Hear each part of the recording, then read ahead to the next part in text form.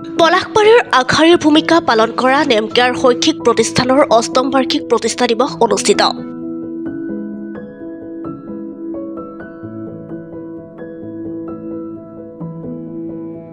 উপস্থিত স্বাস্থ্যমন্ত্ৰী অশোক সিংঘাল, বিধায়ক হেমাংগ ঠাকুৰীয়া।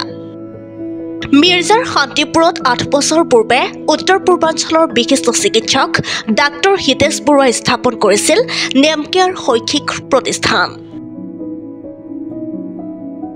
নাৰ্ছিং লেবৰেটৰী আদি পেৰামেডিকেল পাঠ্যক্ৰমৰ উপৰিও হস্পিটেল মেনেজমেণ্টৰ স্নাতকোত্তৰ অধ্যয়নৰ সুবিধা সমৃদ্ধ নেমকেয়াৰ শৈক্ষিক প্ৰতিষ্ঠানৰ ৮ম বাৰ্ষিক প্ৰতিষ্ঠা দিৱস ৭ মাৰ্চৰ পৰা ১১ মাৰ্চলৈ নেমকেয়াৰ শৈক্ষিক প্ৰতিষ্ঠান চৌহদত উদযাপন কৰা হয়।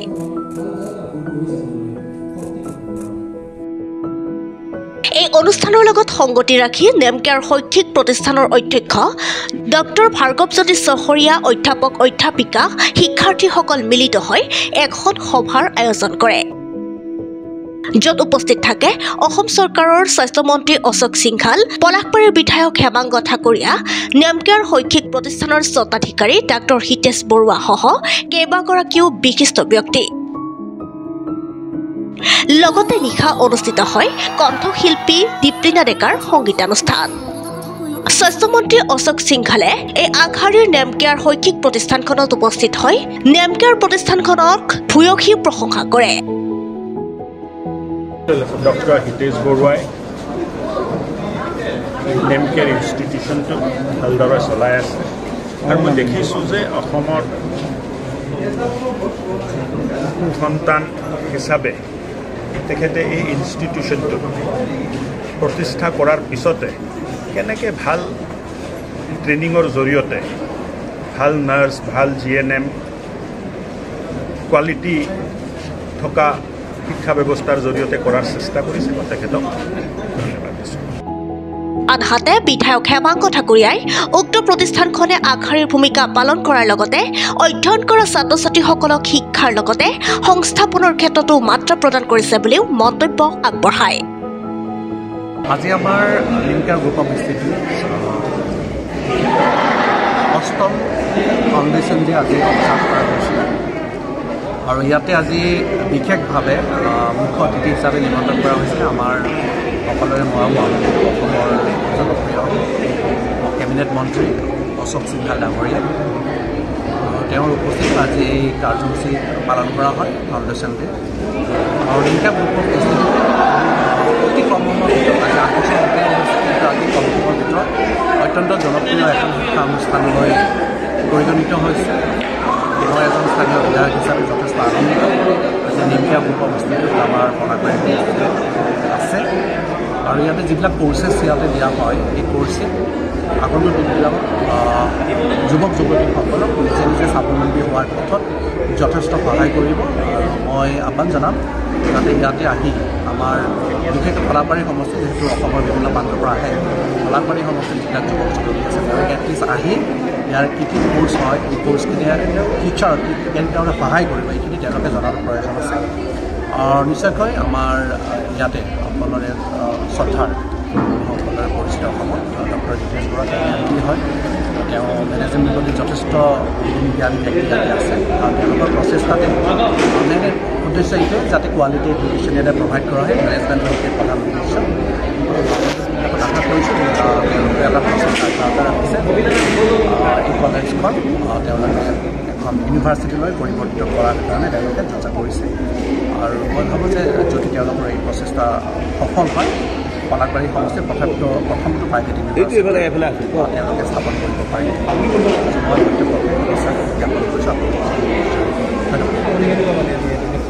আজি নিশ্চয়কৈ মই আনন্দিত এজন স্থানীয় বিধায়ক হিচাপে আৰু দেখিছোঁ যে গ্ৰেজুৱেলি ইনষ্টিটিউটৰ যিখিনি ষ্টুডেণ্ট আছে এই ষ্টুডেণ্টসকলে তেওঁলোকে ডেভেলপ কৰিছে আৰু তেওঁলোকৰ ৰিজাল্টবিলাক যথেষ্ট ভাল হৈছে। বিভিন্ন ক্ষেত্ৰত ইতিমধ্যে তেওঁলোকে কৰ্মৰত আছে, বিভিন্নজনে ৰিচাৰ্চো কৰি আছে, বিভিন্নজনে ইতিমধ্যে সংস্থাপনো পাইছে। চ' নিশ্চয়কৈ তেনেকুৱা ধৰণৰ উত্থান দেখিলে স্থানীয় বিধায়ক হিচাপে নিশ্চয়কৈ মই এইটো আজি আমাৰ কাৰণে গৌৰৱৰ বিষয় যে আজি আমাৰ মাজত স্বাস্থ্যমন্ত্ৰী ইয়াত প্ৰৱেশ কৰিছে আৰু আমাক আশীৰ্বাদ দিছে, আমাক গতিপথ আগুৱাই লৈ যোৱাৰ ক্ষেত্ৰত আমাক প্ৰেৰণা যোগাইছে। ই সঁচাকৈ আমাৰ কাৰণে বৰ গৌৰৱৰ বিষয়। আৰু মই এষাৰ কথাই কৈছোঁ যে we believe in quality not quantity.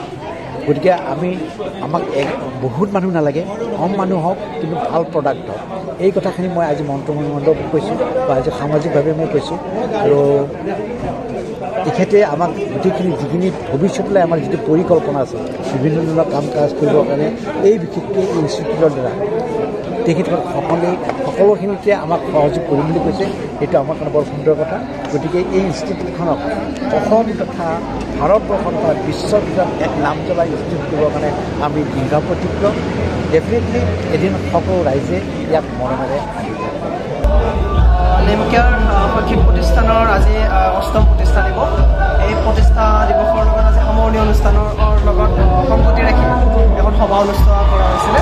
সেই সভাখনত আমাৰ আহিছিলে আমাৰ মাননীয় স্বাস্থ্যমন্ত্ৰী অশোক সিংহাল ডাঙৰীয়া, তেখেতে আহিছিলে। লগতে আমাৰ লোকেল MLA হেমাংগ ঠাকুৰীয়া ডাঙৰীয়া, তেখেতো উপস্থিত আছিলে। আৰু অসম গৌৰৱ শ্ৰী সৌম্যদীপ দত্ত তেখেতো উপস্থিত আছিলে। আজি তেওঁলোকে বিশেষকৈ স্বাস্থ্যমন্ত্ৰী ডাঙৰীয়াই আমাৰ ছাত্ৰ ছাত্ৰীসকলক যথেষ্ট উজ্জীৱিত কৰে। তেওঁলোকে কিদৰে আমাৰ কোৱালিটি এডুকেশ্যন এটা আমি ইয়াতে বজাই চলিছোঁ তাৰ বাবে আমাক অভিনন্দন জ্ঞাপন কৰে। তদুপৰি হেমাংগ ঠাকুৰীয়া ডাঙৰীয়া তেখেতে কয় যে পলাশবাৰী সমষ্টিৰ হোৱা বাবে তেওঁলোকে এই অনুষ্ঠানে এটা আগশাৰীৰ ভূমিকা পালন কৰিছে আৰু ইয়াৰ বিভিন্ন ছাত্ৰ শিক্ষাৰ লগতে সংস্থাপনৰ ক্ষেত্ৰতো উপযুক্ত মাত্ৰা প্ৰদান কৰা বুলি তেওঁলোকে আমাক জানিব দিয়ে আৰু তেওঁলোকে ভাষণ প্ৰদান কৰে। সেইকাৰণে অত্যন্ত সুখীত হৈছোঁ। আজি অনুষ্ঠানৰ শেষতে আমাৰ সংগীত অনুষ্ঠানৰ সামৰণি অনুষ্ঠান হিচাপে হ'ব। সংগীত দীপলিনা তেখেতে গীত পৰিৱেশন কৰিব। গতিকে গোটেই অনুষ্ঠানত ভালে ভালে হ'ব, সকলোৱে সহযোগ কৰিলে আমি আটাইকে ধন্যবাদ জনাইছোঁ। আৰু পলাশবাৰী আৰু মিৰ্জা নেমকেয়াৰ শৈক্ষিক প্ৰতিষ্ঠান আগলৈ ভালকৈ উজ্বলি উঠক তাৰে আশা কৰিছোঁ। আৰু আপোনালোকৰ মৰম চেনেহ সদায় পাঠেই হৈ ৰ'ব বুলি মই বিশ্বাস ৰাখিছোঁ। কবিতা কলিতা ৰিপৰ্ট, দ্য নিউজলেণ্ডছ।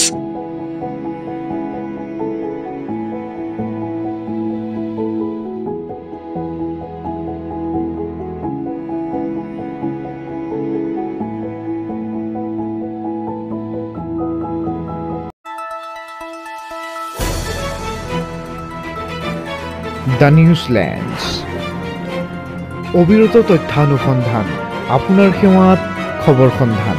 দ্য নিউজলেণ্ড।